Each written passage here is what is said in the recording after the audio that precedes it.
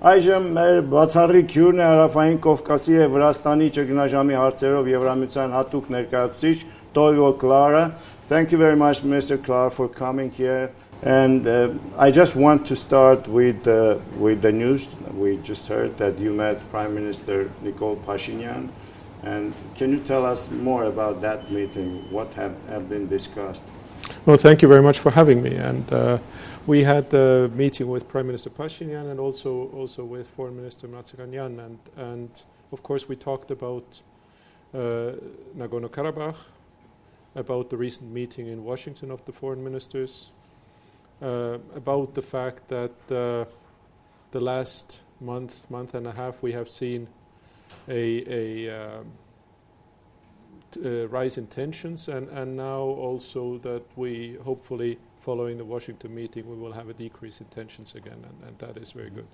And now let's talk about specifically about Nagorno-Karabakh. There were at least 3 major talks between the foreign ministers. These were like high-level talks, and the foreign ministers met in the capitals, in the countries of OSCE Minsk Group, and we also had very major, meeting, high-level summit between Armenian and Azeri leaders.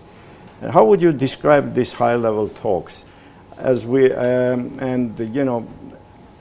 well as maybe you can evaluate these working meetings between foreign ministers? Where we are now in these talks? Well, I think we have seen over the past year a steady development of relations. We had informal meetings between the 2 leaders, and then which were followed and which were accompanied by more formal meetings of the foreign ministers, and then we had the meeting of the leaders under the auspices of the co-chairs in Vienna. We had now more recently the meetings in Moscow, in Washington, and before that in Paris of the foreign ministers. So really it is very good that there is a consistent process seems to be going on of meetings, of a regularity of meetings, and of course it's not easy. This is a conflict that has very deep roots, and we cannot expect solutions from one day to the next. But the important thing is that there are meetings, that there are substantial discussions, and of course the EU is there to support this. And we have seen some escalation in the borders. 2 young soldiers were killed, young soldiers from Armenian side, and there are also casualties on the other side. And after some peaceful months, what is happening? Why suddenly this outburst of violence?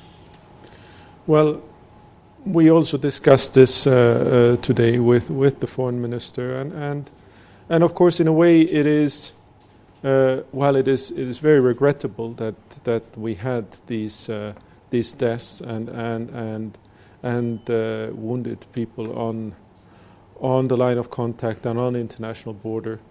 In a way, this is still a very fragile situation, and in that sense, something like that can happen. And of course, that is why it is all the more important to have to move towards a more sustained process of meetings and of genuine negotiations. And while we have so many armed personnel and heavy equipment in very close proximity to each other, this is simply a dangerous situation, and therefore something like that can happen. And Mr. Ambassador, we know that there is now a direct contact line between the 2 capitals. Actually, 2 leaders can communicate with each other directly through their intermediaries, through their, special representatives or whatever it is. But after, some people were encouraged that this will help, this will ease, the conflict. tensions, and they can just pick up the phone and talk to each other, and they can avoid these casualties. Well, did they use these contact lines, or what happened? Why? My impression is that these contact lines have been used, and of course, this is still this is much better than what we had, but it does not change the fact that this is still a fragile situation on the line of contact on the international border, and so even though there are these lines of communication, of course, in a fragile situation, such incidents can happen, such deaths can occur, and that means that there has to be more done, and in terms of building confidence between the sides, and of reducing tensions even further. And I think I hope that the Washington meeting now contributed to that. And now we had earlier this week the Foreign Minister of Azerbaijan, Medyarov, claimed that mediators presented new plan, and which is based on statements of OSCE Minsk Group issued on March 9th. Is that? But the Armenian side denied that. They say that there is no such plan. What you can tell us? Well, I know this is diplomatically a little bit difficult to answer, but if you can put it in diplomatic way, we will figure it out. Well, putting it in a diplomatic or non-diplomatic way, I can say simply that the EU is not party to the. We are not one of the Minsk Group co-chairs, and so the EU is not sitting in on the meetings between the foreign ministers in Washington or anywhere else. So for that purpose, I really cannot tell you what was precisely discussed there. In that sense, I can just express our hope and our support for a continuous process. Mm-hmm. And but you just said that you were not there, you were not present in the talks, but like EU member country, France, is there, right?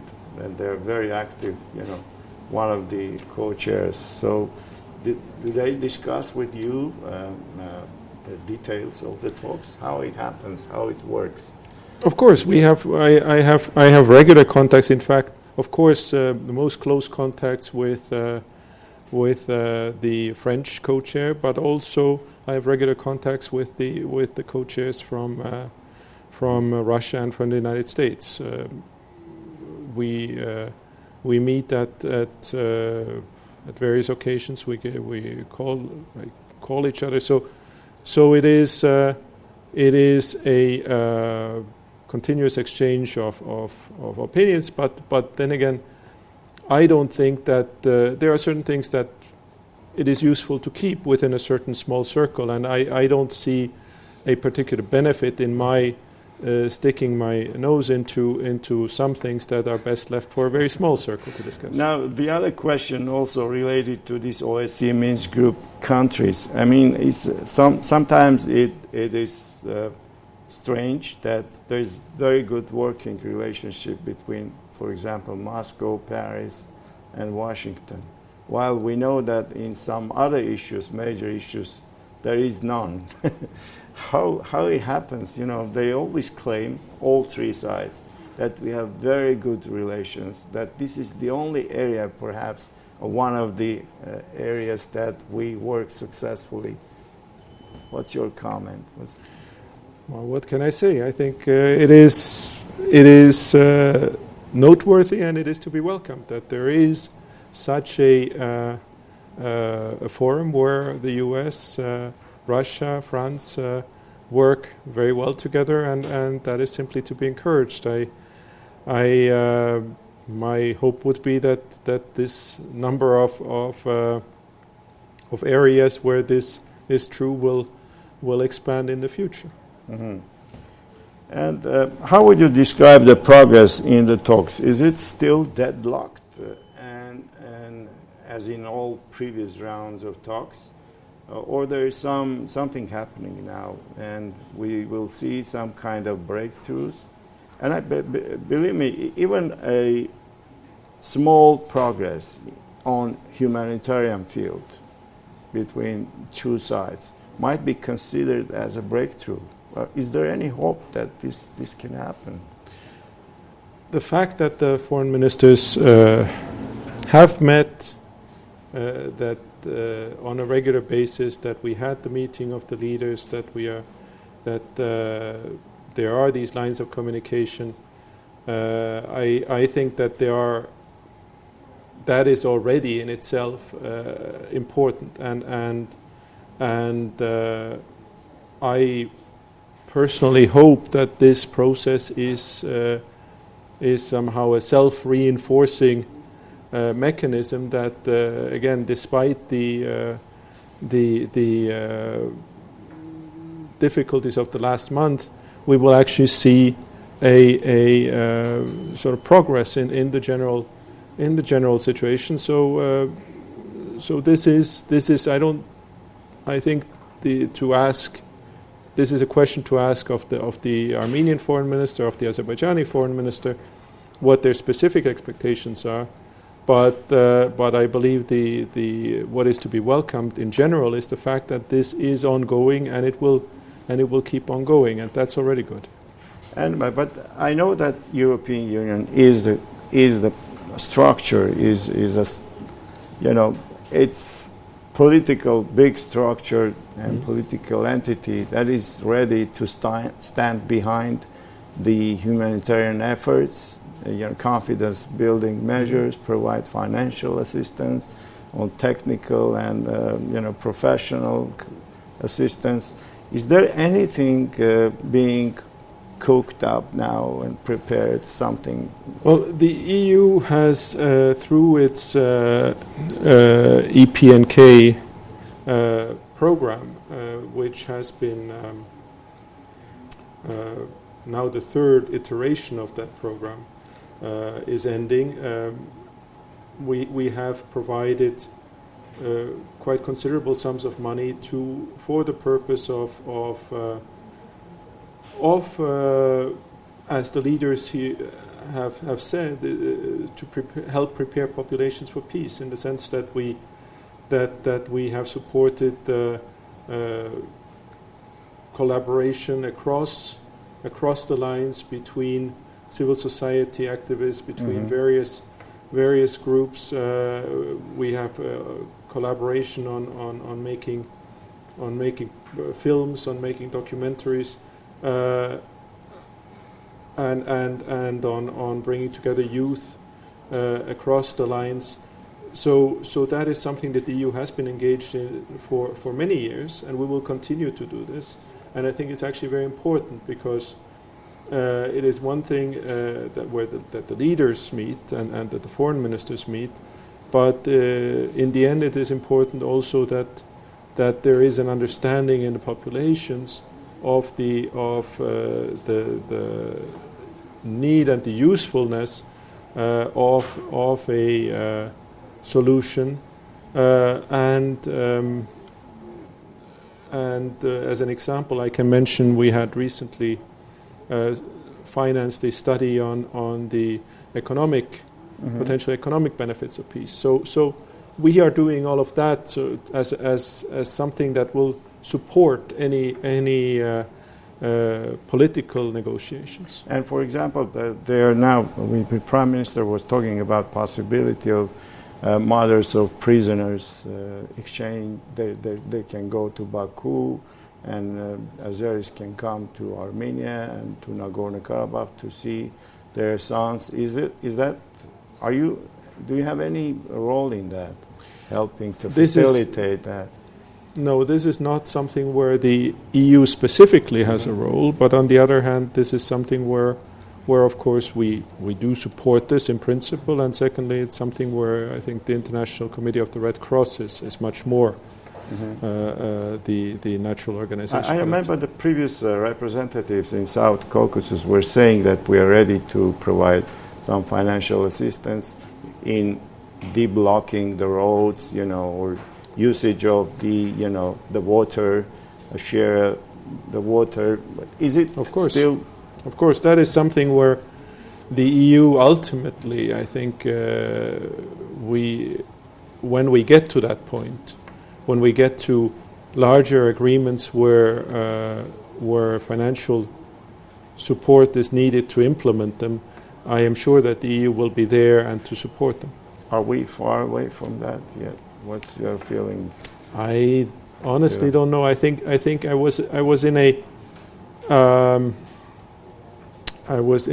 a workshop a few weeks ago where we were discussing actually different conflict situations, and I think what came out of that is the conclusion that things are ready when they are ready, but you don't know that they are ready before they actually are. Yeah, and also, have you discussed with Prime Minister, for example, his suggestion that Nagorno-Karabakh should join the talks? Is this has been on the table? Of course, the Prime Minister mentioned that. I think that there are various ways for the the inclusion of the de facto authorities for their consultation, and again, I think I will leave that up for the foreign ministers and for the co-chairs to discuss and to address. It's really not for me to say what kind of specific solution will be found, but I think even at this stage, I know that the Armenian authorities are very closely having discussions with the de facto authorities in Stepanakert. Will you be visiting? My intention is to, and as I have also said in various occasions, my intention is certainly that I believe it will be important for me to visit Nagorno-Karabakh. At this stage, I am not intending to do so. Is there any objection from Azeri side? At this stage, I will not do so, but it is certainly my intention to do so in the future. You will also visit the border village, the bordering. Yes, we are planning to visit tomorrow the border region, Tavush, and with the intention of seeing firsthand what the situation is there. Mr. Ambassador, you're also actively dealing with the Georgian crisis. This is one of your major tasks. And now, but there is another conflict. We see that something is happening in Tbilisi which is not related to, maybe related to Abkhaz and South Ossetian conflict, but now we see that it all started after during this major orthodoxy gathering in the Georgian parliament. The Russian, member of the parliament just sat on the chair of the parliament chairman, and after that, Georgians were furious and they felt insulted and they took the streets, and there is ongoing protests right now, the violent clashes, all ingredients of major, street protests. Now, your opinion.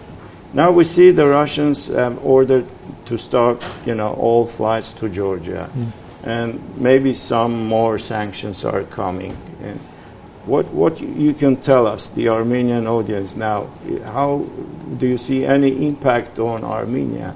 And if there is an impact, how big would that be? Well, first of all, I haven't been to Tbilisi after I was in Tbilisi a couple of weeks ago, and I haven't been there since. My impression is, first of all, that there was one night of violent clashes, but after that there have been protests, but these protests have been peaceful, which is good.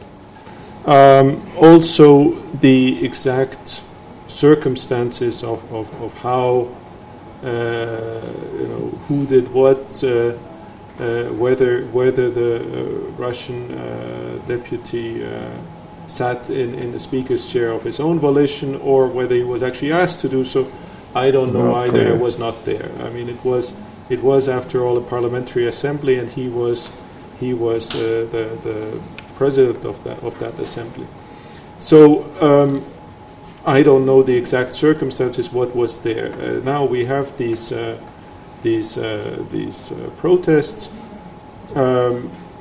As I said, they have been peaceful. I think there have been useful consultations between the EU head of delegation and the EU ambassadors and the various party leaders in Georgia.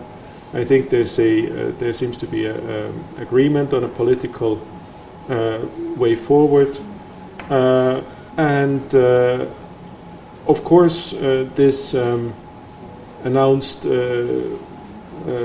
cancellation of flights is certainly not good. It is certainly not warranted, and when we have the Geneva discussions next week of the Georgian crisis, then of course this will certainly be raised from my side as well, that these measures as announced by the Russians are not warranted. There is no basis for them, and therefore I would hope that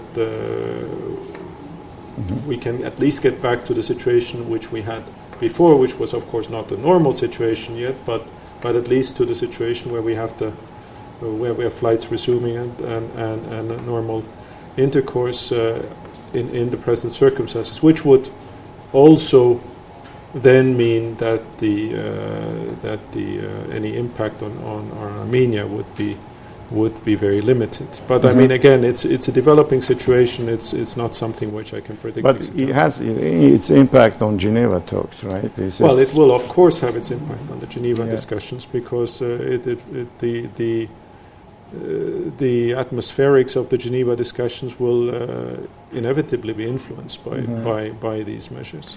Now let's talk about another subject. The EU wants to help Armenia in judicial reforms, and as we know now, Armenia is taking major steps in reforming judicial system. They announced about creating anti-corruption body in the parliament, and now also they will start vetting of the judges, and we know that EU has large experience in this field, helping Balkan countries. But on the other hand, we hear that, for example, in Albania, this vetting process is not really proceeding that, without any difficulties. Would you help us to, how EU is going to help Armenia specifically? Are there any specifics?